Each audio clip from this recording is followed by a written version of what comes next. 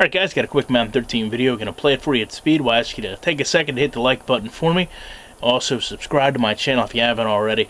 I haven't seen a lot of comments in my last few videos, so please take a second to let me know what you think about this play. And finally, you can follow me on Twitter using the username ShutdownSafety. We're going to talk about coverage in this play, and there's very good coverage and very bad coverage executed here, and it's actually amazing to me that these are on the same play. I'm going to start with my linebackers, number 54 here.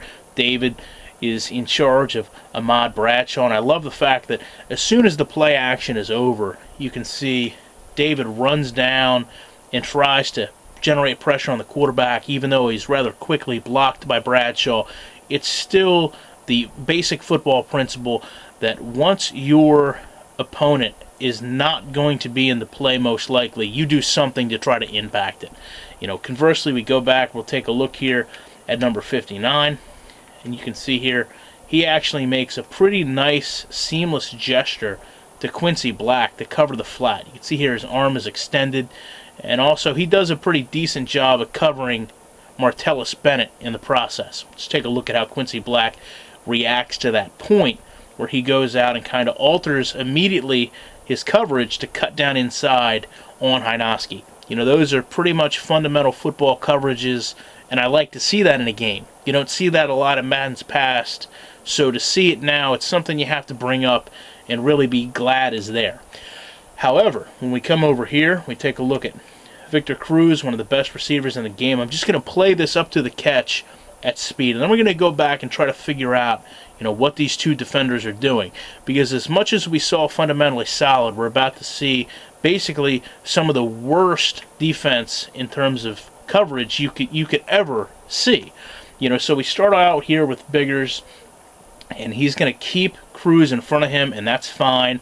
And now, apparently, because he understands he has safety help over the top, he's going to cut across.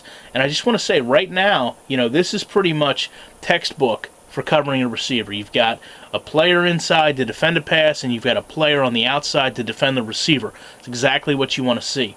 However, this is about to entirely change as we go down and we take a look at what Barron does here. And we're just going to look at it from the top, because he decides to cut across the face of Cruz and get himself completely out of position.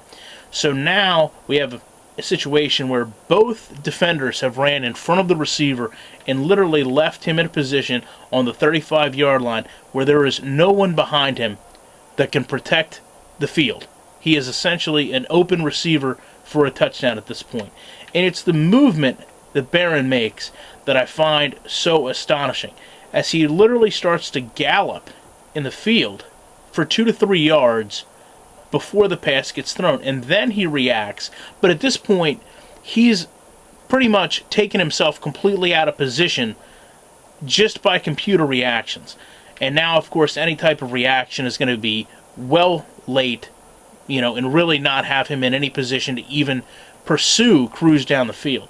When we take a closer look at what Biggers does, he basically does not have any type of procedural awareness. When he cuts across the face of Cruz, he immediately turns his head and starts to look at the interaction between Cruz and the safety. However, when he does this, he continues to run aimlessly toward the quarterback until he suddenly stops once the safety cuts across, and then decides he's going to pursue down the field. At the same point, obviously, we showed, Barron was kind of galloping through the field. So I don't understand what type of reaction these two are feeding off of in the game to cover a receiver. And then, of course, like we talked about, I don't care what speed you're talking about, when you have defensive backs that play that bad, really any player is going to be a threat to score a touchdown. When you go back and you look at these plays on an online game and you try to figure out what broke down and how you can prevent it in future games, online or offline, and you see things like this where basically the computer takes your players so far out of position in such non-football ways, it makes you wonder exactly what the AI is thinking.